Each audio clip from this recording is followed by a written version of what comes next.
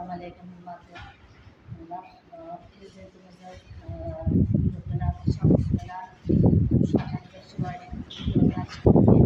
Mana shu videolardan to'g'ri foydalangan holatda bog'dorchilik yo'nalishi bo'yicha yozdik. 10 million kredit olganmiz. Mana shu olgan kreditlarimizni shu tomorqalarimizni bog'dorchilik uchun biz ishlatdik.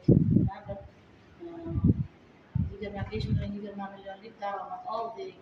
Mana shu olgan daromadimizni yaxshi uylarimizga sarf qildik. Hozirgi mana shu bog'dorchilikka ajratilgan bog'imizni ishlovini berdik va uni kelgusi yilgi hosiliga ishlovini berib, xudo xolasa yanagi yillarga yanayam mo'l hosil olish niyatidamiz.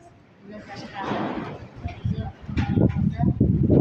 boqilyapti bu qo'ylarimizni ham xudo xolasa parvarishini qilyapmiz. Bundan ham maqsadli foydalanamiz va xonadonimizga yaxshi kunlarimizga sarflaymiz. Yana boshlab qo'yganmiz. Foydalanib ayollarni xotin-qizlarni o'zini g'am qildirish tashabbusi bilan